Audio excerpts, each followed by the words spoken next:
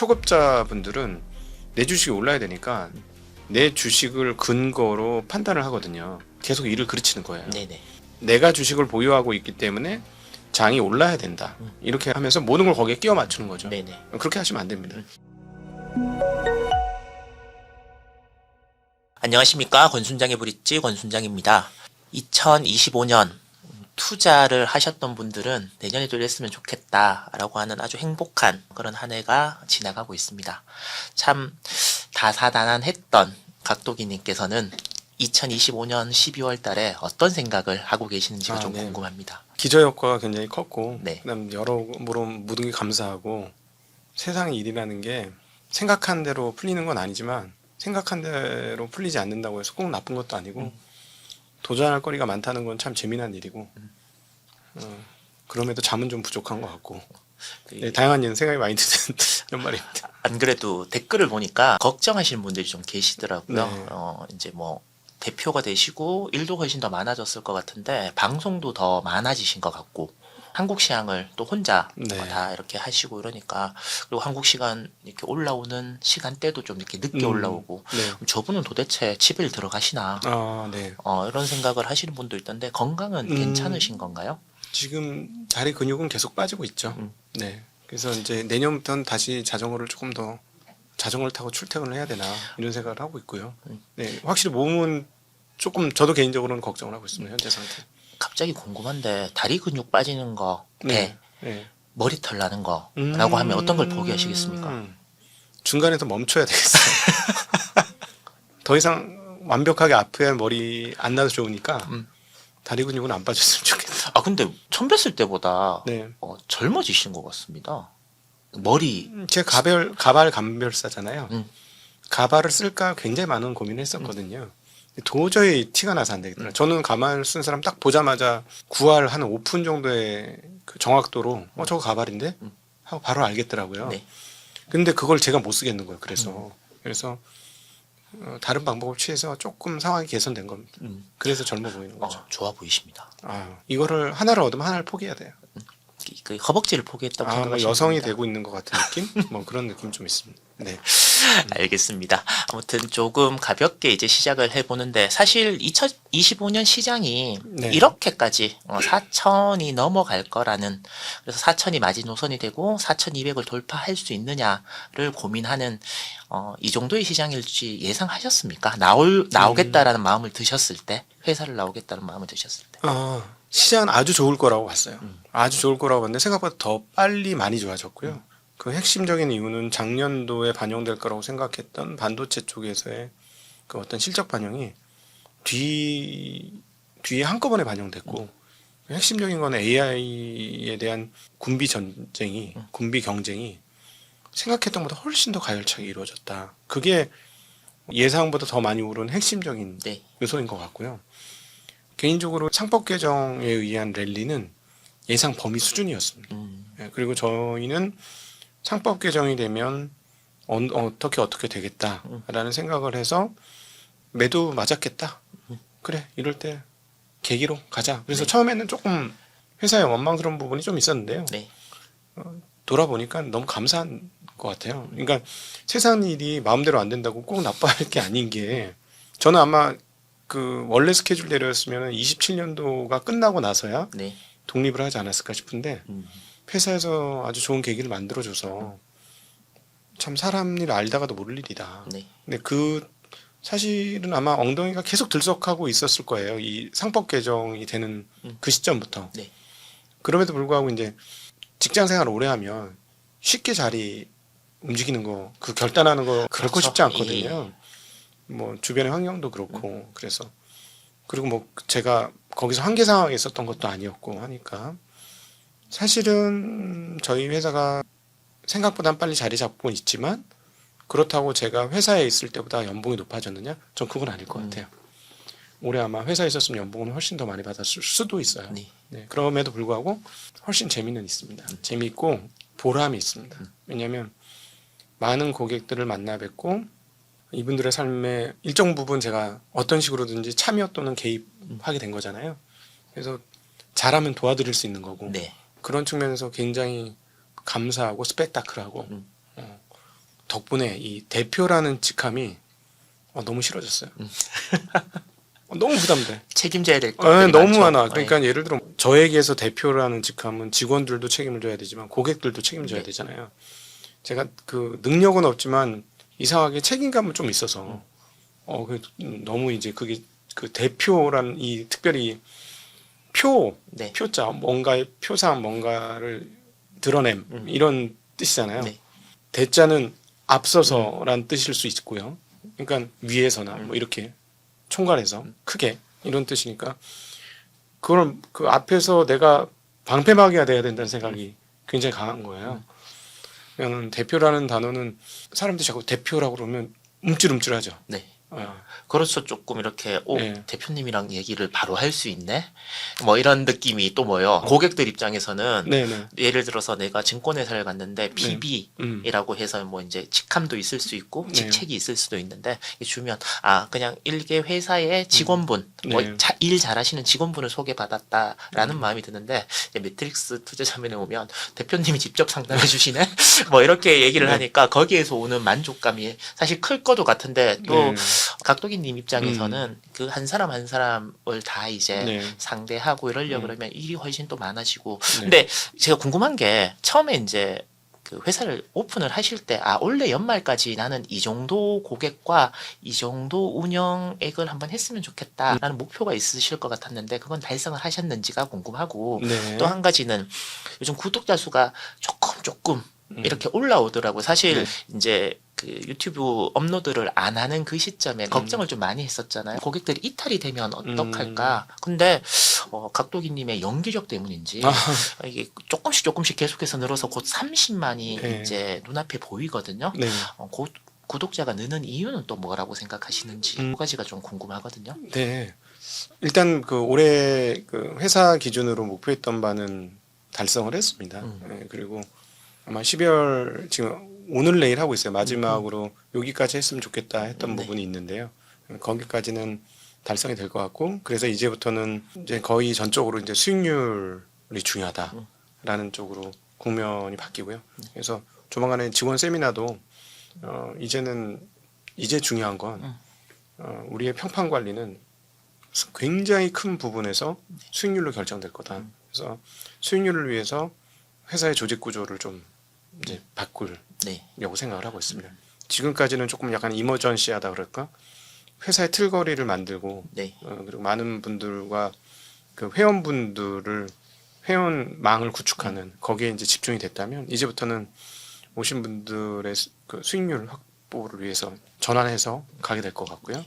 그다음에 이제 그 구독자 는 건 아마 저희를 불쌍하게 봐서 그러신 게 아닌가 싶어.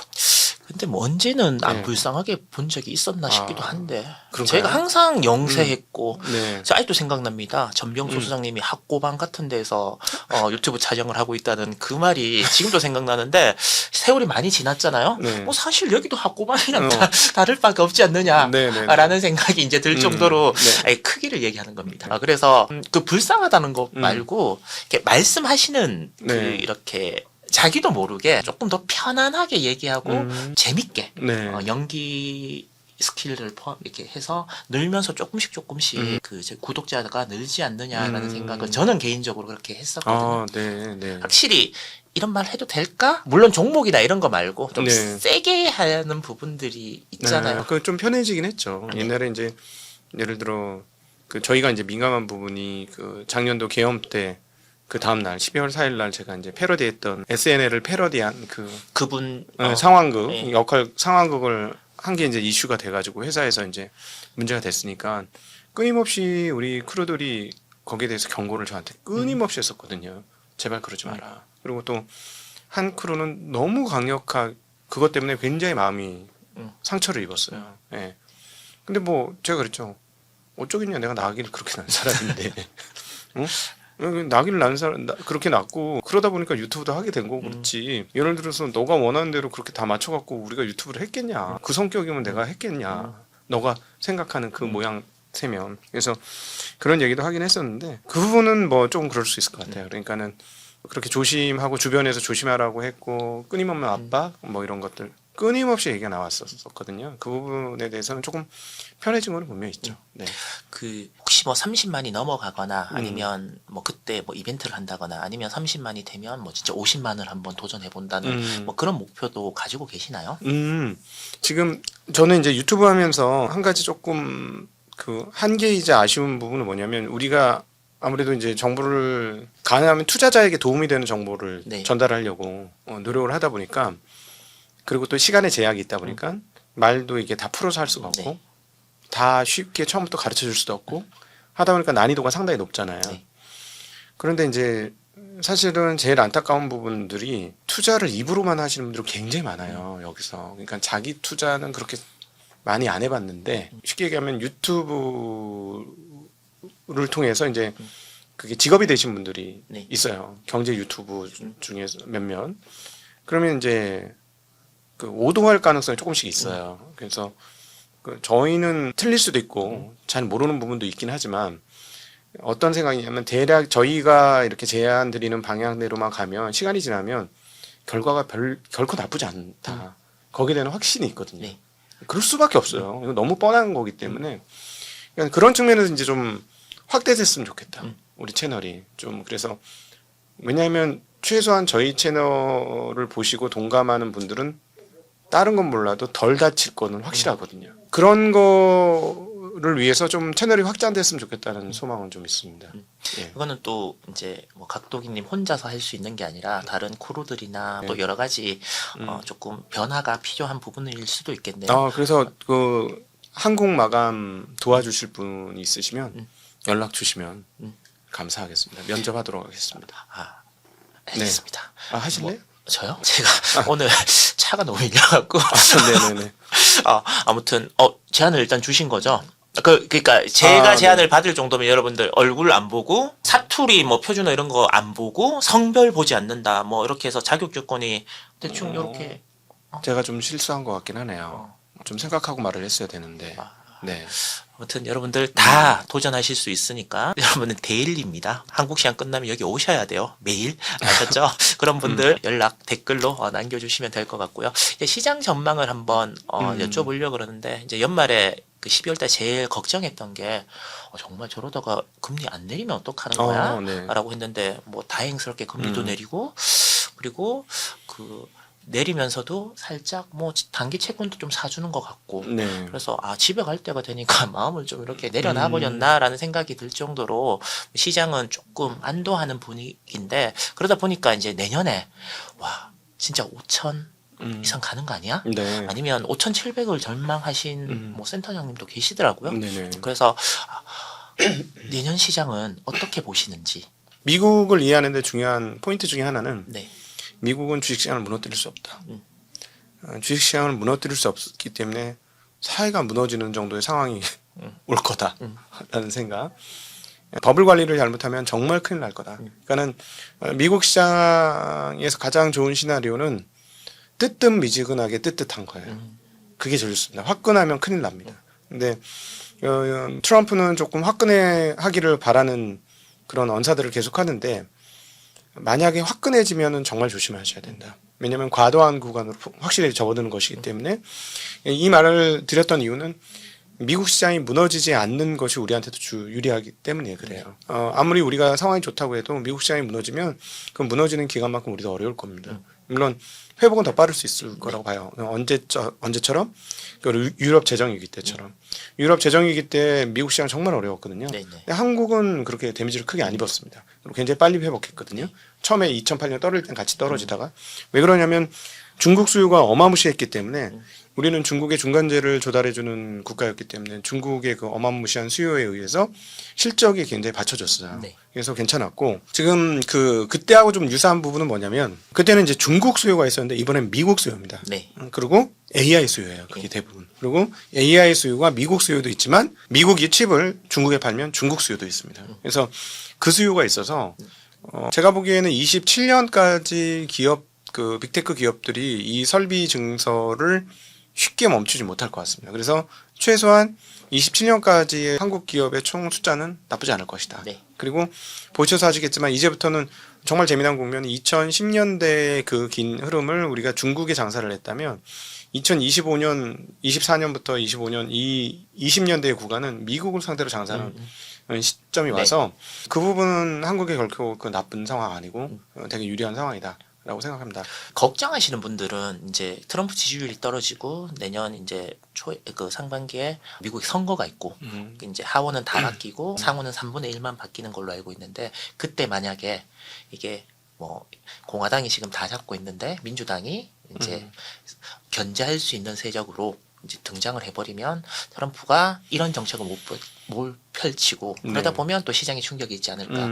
또 어떤 분들은 돈이란 건 많이 찍어내긴 하지만 내년에 오픈 AI 상장한다 그러고 그다음에 스페이스X도 상장을 한다 그러는데 네. 둘 다 막 1조 달러, 1조 네. 5천억 달러 이렇게 얘기를 하는 거 어마무시한 돈이잖아요. 그렇죠. 이 돈이 그쪽으로 빨려 들어가면 시장 자체가 좀 상장이 성공해도 돈이 저쪽으로 쏠려서 시장이 그렇죠. 안 좋을 것 같고 저게 상장이 만약에 오픈 AI가 내년에 못하면 저게 또 AI가 뭔가 잘 안 되는 거 아닌가라고 해서 또 시장에 충격을 주지 않겠느냐. 네. 또 이렇게 걱정하시는 분들이 계시거든요. 각도기님들은 그런 것들에 대해서는 어떤 관점을 갖고 계시는지가 좀 예, 궁금합니다. 또 하나는 상장을 한다는 건 그만큼 시장이 좋다는 얘기입니다. 예, 그렇죠. 예. 저렇게 큰 대여가 시장을 노크를 하고 그다음에 무슨 조달러로 IPO를 한다? 네. 그만큼 시장이 좋고 유동성이 풍부하다는 얘기이기도 하고 말씀하신 대로 저것까지 이제 진입을 하게 되면 미국 시장 파이널이 시작될 수도 있다. 저도 동감합니다. 네. 충분히 그럴 수 있을 것 같고요. 과거에도 장이 좋았었던 막판에 대형 IPO 기업들이 시장에 들어옵니다. 네네. 그러고 나서 이제 시장이 좀 어려워지고 그 유동성을 다 빨아가기도 하고 시장의 유동성이 고갈나기도 하는 그런 일이 벌어지는데 이번에도 뭐 충분히 그런 궤적은 마음속에 염두에 두시는 게 좋을 것 같아요. 미국 시장을 바라보실 때는 좋은데 언제든지 충분히 조정을 받을 수 있다. 이 관점을 가지고 보셔야 돼요. 근데 이제 왜 이렇게 말씀드리냐면 보통 그 초급자분들은 내 주식이 올라야 되니까 내 주식을 근거로 판단을 하거든요. 그럼 계속 일을 그르치는 거예요. 네네. 내가 주식을 보유하고 있기 때문에 장이 올라야 된다. 이렇게 하면서 모든 걸 거기에 끼워 맞추는 거죠. 네네. 그렇게 하시면 안 됩니다. 내가 대응을 잘해서 그런 어떤 조정장을 기회로 활용을 하든 아니면 내가 대응을 못해서 그걸 다 얻어맞든 네. 그거는 저의 문제고요. 그걸 구분하셔야 돼요. 그래야 누적적으로는 좋은 결과가 납니다. 그러니까 내 포지션대로 세상을 이해하시는 분이 너무 많아요. 근데 대부분의 초급자들이 그렇게 되시는 것 같은데 그렇게 보시면 안 되고 오히려 거시는 조금 나쁘게 보시는 게 자기한테 유리합니다. 왜냐하면 보위 편향이라는 게 있잖아요. 네네. 내가 어떤 포지션을 구축하는 순간 모든 걸 좋게 보려고 하기 때문에 거시까지도 좋게 보면 플러스 알파로 좋게 보는 거예요. 더블로 좋게 보는 거죠. 그러면 진짜 나쁜 장이 왔을 때 용납이 안 되고 받아들여지지 않아요. 수긍이 안 됩니다. 네. 그러면 진짜 빠질 때 매우 어려운 일을 당하게 되죠. 예. 그래서 그래서 저는 어떤 측면에서 미국 시장에 인기가 있는 것 같아요. 22년, 23년 거쳐오면서 그런 정도의 포지셔닝을 가지고 있었던 분들이 22년, 23년 엄청 당했는데 버텼더니 올라오더라. 왜냐면 미국 시장 올라오거든요. 네. 예, 그래서 어떤 측면에서 보면 그렇게 심리가 조절이 안 되는 분들은 뭐 미국 시장에 있는 것도 좋지만 문제는 싸게 사야 된다는 거예요. 가격을 비싸게 사시면 아무리 미국 시장이라도 좋은 결과 얻기 힘들고 고통대로 받을 가능성이 매우 높습니다. 미국 시장이 뜨겁지도 차갑지도 않는 그런 상황으로 계속 흘러간다라고 그러면 이제 우리나라의 시장이 그 동력을 가지고 움직여야 되지 않겠습니까? 네. 혹자 중에 그런 얘기를 하시는 거예요. 동력이 사라진다. 이미 이제 상법 개정에서 우리가 바랬던 부분들은 네. 거의 다 이제 나와서 더 이상의 탄력을 받아서 올라갈 그런 재료가 없지 네네. 않느냐라고 얘기하시는 분이 계시거든요. 그런 의견에 대해서는 어떤 관점을 갖고 계십니까? 저는 이건 일관되게 말씀드리는데 상법 개정은 주주총회를 통해서 자신의 모습을 드러냅니다. 그리고 판례를 통해서 결정나는 거거든요. 제일 중요한 거는 그 상법을 이렇게 우리나라가 열거식으로 다 계속 이렇게 1차, 2차, 3차 하는 이유는 한 번도 그런 판례가 없었기 때문에 매우 구체적으로 매뉴얼을 주는 거예요. 네네. 사실 뭐 썩 좋은 것 같진 않아요. 알아서 하는 게 세상에 제일 좋아요. 그러니까 예를 들자면 뭔가 개혁을 할 때 서로 너무 믿어가지고 확실하게 믿고 정말 신뢰성이 높아서 계약서 안 쓰고 입으로 구두로 그렇게 기억하지 하고 그 정도 기억만 안 까먹을 정도로 정확하게 구두로 하고 끝나면 절차상으로 너무 간편하잖아요. 네. 비용도 안 드는 거예요.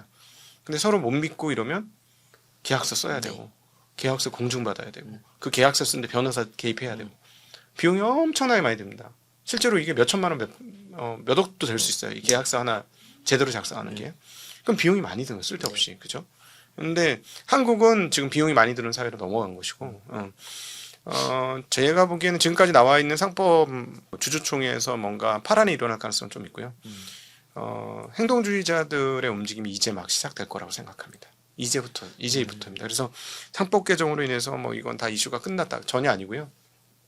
주주총회를 통해서 이사가 교체되는 안들 그리고 지충 투표제가 효과를 발휘하는 안들 이런 것들이 나오면 드디어 한국의 전근대적인 기업 문화가 바뀌기 시작하는 상황이 시작될 거다. 그러면 이제 뭐 상법 개정이 이제 변화의 큰 변화의 시작이고 지금이 네. 초입이다라는 관점을 갖고 계시는 거죠? 네네 그렇습니다.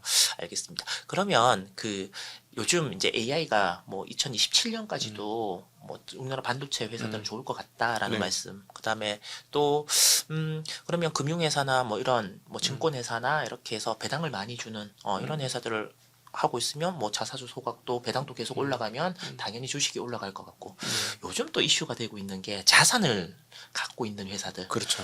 근데 걔네들이 갑자기 뭐예요? 막 상한가도 가고 막 맞아요. 이런 변화가 막 있는 거예요. 크게 봤을 때 자산주, 음. 배당주, 네. AI주 네. 이렇게 크게 이렇게 세 음. 개로 봤을 때 각도기님은 뭐 배분이라고 하면 그렇겠지만 어떤 쪽에 더 많이 투자하시고 네. 어떤 쪽은 조금 뭐예요 비중을 좀 줄이시고 그렇게 하실 의향이 네네. 있으신지 아니면 그 중에서도 뭘 더 좋게 보시는 게 있으신지 네네네. 그게 좀 궁금합니다. 그러니까는 저희가 이제 회사를 시작하고 사업을 시작하고 투자 자문 고객 자산들을 맡아서 과거에도 고객 자산을 맡았습니다만은 훨씬 더 책임이 막중한 상태에서 고객 자산을 맡기 시작하면서부터는 훨씬 조심하게 되었습니다. 그러니까는 보다 확정적이고 확실한 쪽으로 포지션을 훨씬 더 크게 늘렸어요.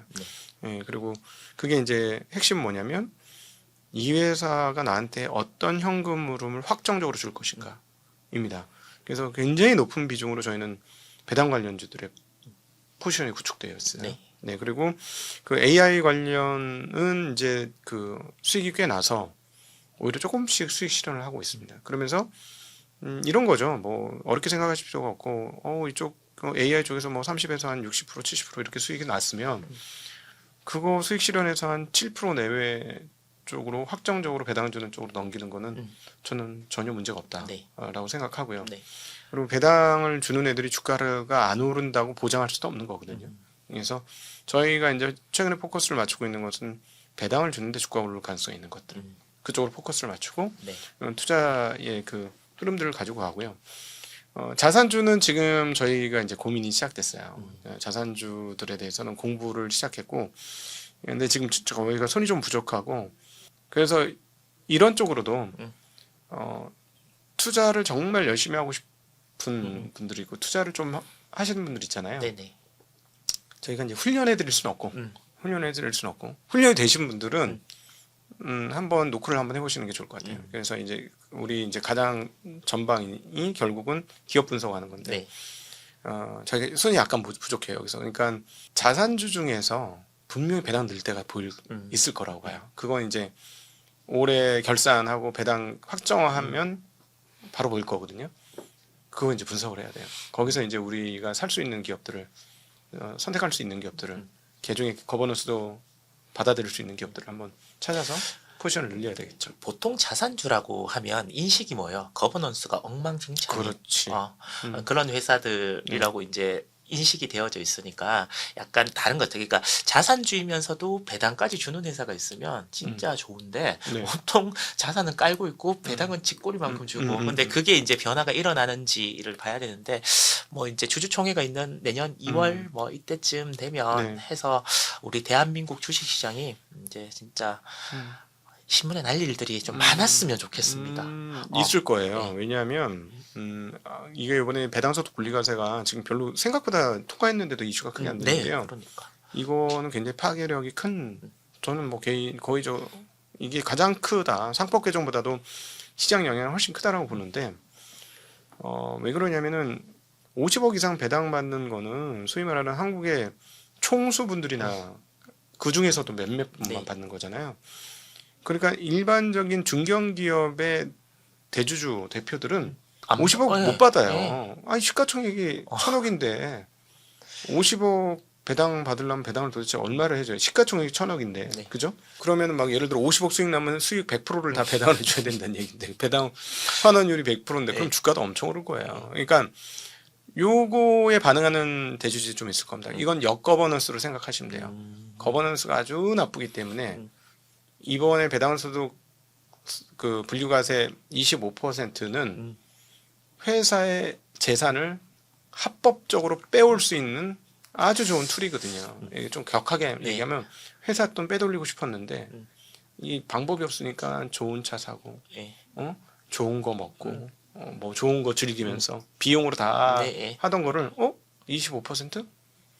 저는 이거 약간 구미 당길 거라고 봐요. 물론 이 비용 쓰는 것도 비용 쓰는 건데 네. 현금 마련해서 어떻게 되냐면 이거는 상속할 때 되게 의미가 있죠. 맞죠. 받아서 그 돈 받아서 애들 애들을 주든가 하고 그때 물론 또 증여세가 나오긴 하겠지만 그거 가지고 애들한테 지분을 늘려주는 거죠. 그럼 25%만 내고 애들이 그거 돈 받고 또 주식 사고 네. 또 이러면 상속세 50%인데 상속세를 훨씬 적게 내고 하는 합법적이고. 거잖아요. 합법적이고 맞죠? 예. 누가 뭐라고도 안 하고 사실은 회사의 재산을 탈취할 수 있는 매우 좋은 길이 열렸다. 그래서 올해 결산하고 배당금이 증액되고 배당 환원율이 증액되는 회사 잘 보셔야 됩니다. 알겠습니다. 아무튼 이렇게 연말 돼서 투자하시는 분들은 공부할 거리들이 점점 이제 생기는 것 같아서 즐거운 마음으로 공부를 좀 하셨으면 좋겠고 그런 관점에서 액티브 ETF에 대해서 한번 여쭤보고 싶은데 전문 투자자의 입장에서 네. 이렇게 막 섞어서 그 조선이 좋으면 조선 아니면 네. 배당이 좋으면 배당 많은 회사들을 이렇게 섞어. 그럼 물론 그 비중의 차이가 그걸 만든 회사의 능력이다라고 이제 얘기는 하지만 또 그런 거 하나 나오고 나면 좀 있으면 뭐요 비중 조금 비슷한데 한두 개 회사는 또 바뀌어져 있는 네네. 그런 또 뭐요 복제품도 막 이제 네네. 나오고 있는 게 솔직히 우리나라의 사정이고 또 네. 그걸 굉장히 많이 광고하고 또 유튜브에 나오시는 분들도 그걸 굉장히 많이 추천해요. 개인이 회사 분석해서 하는 것보다 이게 훨씬 더 안전하다. 네네. 라고 얘기를 하는데 옛날처럼 네. 종목을 공부하는 것보다 훨씬 더 나을 거라고 생각을 하시나요? 그 각도기님은 어떤 생각을 갖고 계시나요?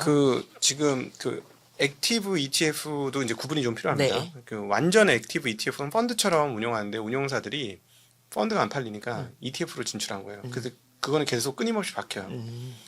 개 중에는 되게 성과가 좋은 데도 있고 성과가 아주 엉망인 곳도 있습니다. 이 완전 액티브 ETF가 그런 게 하나 있고요. 네. 지금 말씀하신 거는 패시브 ETF인데 네. 잘게 쪼개서 분야별로 김밥 말아서 주면 되는데 네. 당근 주고 단무지 주고 계란 주고 이렇게 따로 주는 거죠. 네, 네. 개인적으로는 이건 비추입니다. 저는 솔직히 말해서 오히려 그냥 시장 ETF가 더 좋아요. 그냥 그냥 코스피 뭐 ETF 뭐 이런 정도 코스피 200 ETF 뭐 이런 정도나 아니면 그 분야 있잖아요. 네. 예를 들어 업종 뭐 은행 ETF 뭐 저희가 아주 강조했던 증권 ETF 네. 뭐 이런 식으로 업종 정도까지 커버리지하는 ETF는 괜찮고요. 그리고 한국 주식시장은 그냥 시장 ETF가 지금 상황은 제일 좋고 그 ETF가 만들어진 메커니즘을 보면 팔릴 만한 ETF만 만들어지는데 주가가 낮을 땐 절대 안 팔리거든요. 그냥 ETF 조성될 때는 주가는 이미 다 오를 때예요. 메타버스 한번 생각해 보세요. 메타버스 ETF. 메타버스 지금 어디 있습니까?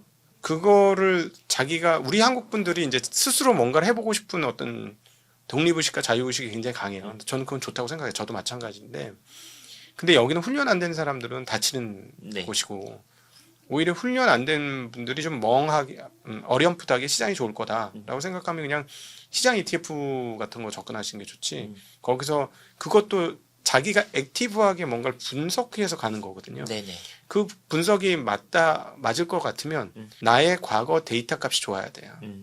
지난 5년간 나는 수익률이 엉망이었는데 이제 이걸로 잘할 수 있어? 불가능한 얘기예요.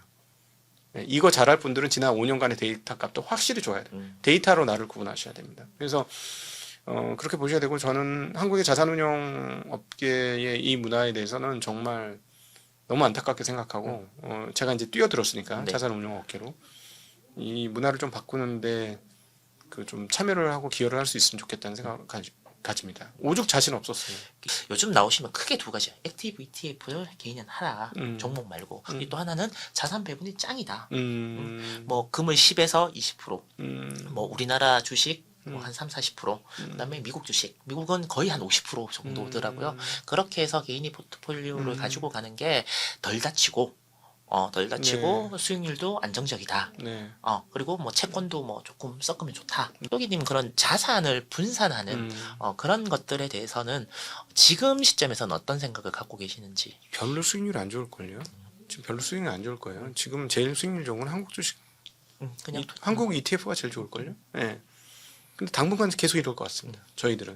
그래서 자신 없으신 분은 그냥 한국물 ETF를 가지고 가시는 것도 방법 중에 하나라고 봐요. 왜냐하면 거대한 트렌드 변화가 시작된 건데 몇 사람들이 영리하게 무조건 영리하고 똑똑하게 대응하고 싶어 하는데 영리하고 똑똑하게 대응했으면 과거 데이터 값도 좋았어야 되는데 과거 데이터 값 안 좋으면서 왜 지금부터는 똑똑하고 영리하게 대응할 수 있을 거라고 생각하는지 잘 모르겠어요. 그건 착각이고요. 오해입니다. 그냥 오히려 너무 생각 많이 안 하시고 너무 똑똑하게 대응하려고 하지 않으시고 그냥 편하게 대응하시는 게 실질적으로 나중에 보면 답이 더 좋을 수도 있다. 저도 개인적으로 저는 솔직히 무슨 걱정하는지 아세요? 어떤 걱정을? 요즘에 이제 안전하게 운영을 하긴 하지만 시장을 초과해서 수익을 낼 수 있을까? 라는 걱정을 하는 하세요. 고민이 있어요.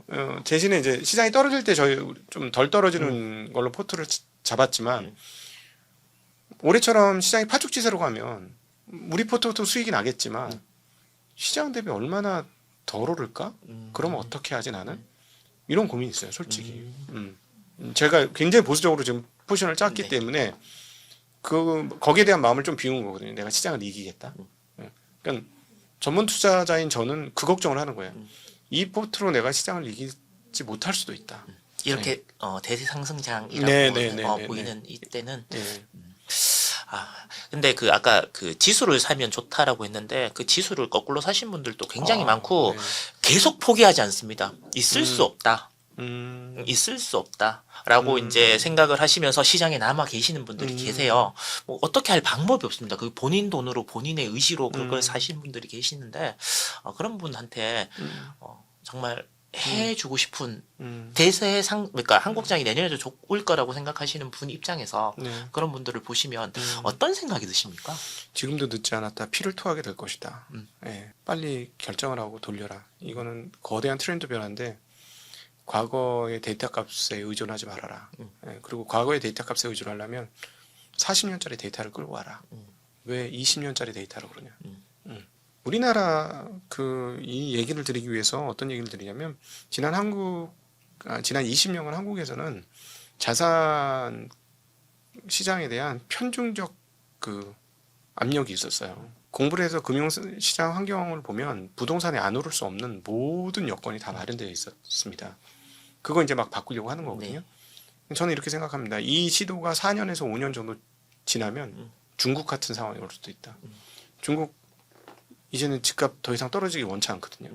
근데 계속 떨어져요. 한국도 그럴 수 있어요. 근데 지금 집값은 영원히 안 떨어진다는 신화적인 믿음이 있잖아요. 그렇죠. 저는 10년 후에 봐라. 과연 그럴까? 절대 안 그럴 것 같은데. 그 말을 뒤집어 보면 그래서 주식시장이 지난 20년간 전 세계 증시가 꾸준히 올랐음에도 불구하고 박스였던 거예요. 돈이 그쪽으로 다 가도록 설계가 되어 있어서 그랬었습니다. 근데 이 설계가 바뀌기 시작한 거예요. 그래서 저는 한 4년 봅니다. 4년 5년을 이 바뀐 설계도를 유지를 하면 그때서야 사람들이 느낄 거예요. 처음 2년 동안은 감 잡는데 2년 걸려요. 인간의 두뇌라는 게 뭔가 트렌드 변화가 있으면 바뀐 거 맞아? 라고까지 느끼기에는 한 2년 걸립니다.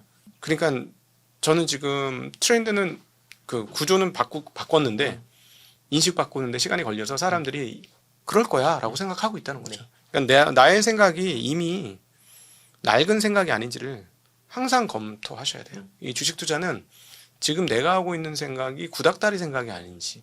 혹시 투자하신 분들 중에 아니 각도기님은 아침에 매일 방송하시고 이제 AI 주식이 앞으로도 한 1년 최소는 1년 확정이고 2년 후까지도 좋을 것 같고 라고 얘기를 하고 내년에 한국 시장도 구조적인 변화이기 때문에 많이 오를 거다라고 말은 그렇게 하는데 왜 포트는 덜 다치는 주식. 야, 오를 때는 확 다 먹고, 네네네. 내년 한 9월, 10월? 이때 먹을 거 다 먹고, 그때 이렇게 바꿔도 되지 않느냐? 네네네. 그게 전문 투자자라고 음. 해서 내가, 돈을 이렇게 맡긴 거지. 네. 에이, 야, 그 ETF도 못 따라갈까를 걱정하면, 그건 좀 아니지 않아? 음. 이렇게 얘기하시거나, 이렇게 네. 생각하시는 분이 계실 수도 있을 것 그럼요. 같거든요. 그 부분에 대해서는 어떤 입장을 갖고 계십니까? 일단 제가 둔하고요. 제가 팔색조처럼 그렇게 그때그때 싹싹 색깔을 바꿀 수 있는 능력이 안 돼요. 아무도 인정 안 할 것 같습니다. 제가 용기를 좀 한다고? 절대 그거 바꿀 수 없어요. 저가 그렇게 빠르지 않고, 그다음에 이제 그거는 이제 경험을 해보시면 아는데요. 하락장에서 덜 깨지는 사람이 누적으로 반드시 이깁니다. 반드시 이겨요. 네, 이걸 그게 이제 버핏이 했던 얘기잖아요. 제1원칙 깨지 마라. 2원칙 1원칙으로 잊지 마라. 이거잖아요. 제가 이 문구를 도대체 언제 봤을까요? 처음에 투자하시고 20년도 훨씬 넘었어요. 이 문구를 본 걸. 근데 이 문구가 제 뼈와 살 속에 들어와서 녹아 들어가는 데는 20년 걸린 거예요. 저는 이제 그게 무슨 말인지 알겠어요. 경험을 다 복리도요. 말만 복리죠. 내 계좌가 복리로 늘어나는 거 보지 않으면 복리가 안 느껴져요. 체험을 해야 느껴져. 이게 참 웃긴 거야. 깨지지 않는 게 중요한 것도, 그 다음에 복리가 중요한 것도 머릿속으로 산수 계산, 수학 계산으로 다 계산 나오는데 감정 계산이 안 떨어지는 거예요. 그게. 왜냐하면 체험을 안 해봐서. 체험을 해보면 위험 관리를 하는 게 훨씬 누적적으로 좋은 결과를 낼 수 있다. 그러면 매트릭스 투자자문에 이제 투자하신 분들은 원래 투자하신 분들은 그 체험을 몇 년 정도 했어요? 한 3년? 좀 더 걸리죠. 그러니까 제가 보니까 중요한 거는 5배에서 10배 키울 때까지가 진짜 어려운 구간이에요. 5배에서 10배 정도를 키우고 나면 그 다음부터는 쉽구나. 그렇게 무리 안 해도 되는구나. 이거를 느끼거든요. 근데 이제 물론 이제 조만간에 이제 저희와 합류하실 분도 있는데 그분은 뭐 아주 날렵한 칼을 휘둘러요. 중간중간에 충군기를 맞이하기는 하지만. 근데 그 날렵한 칼을 잘 휘둘러서 충군기를 길게 뽑으면서 손해를 시간으로 누르면서 가서 한 번씩 큰 칼 뽑을 때마다 한번 큰 수익에서 누적 수익 좋게 하는 그런 스타일도 있어요. 그런 스타일도 있는데 저는 그거는 일반인들 못 견딜 거라고 생각합니다. 그래서 이제 지금 저희들이 생각하는 이 방식대로 조금 덜 먹고 조금 덜 다치고 그리고 또 덜 먹는 기회를 또 만들고 이러다 보면 그래서 한 5년 정도는 필요할 것 같아요. 시간이. 그래서 저희가 계약자분들의 계약 상황에 3년간 거의 해약 금지, 해지 금지 톤으로 다 박아놓은 게 3년은 지나야 그 윤곽이 보이더라라는 거죠. 네. 알겠습니다.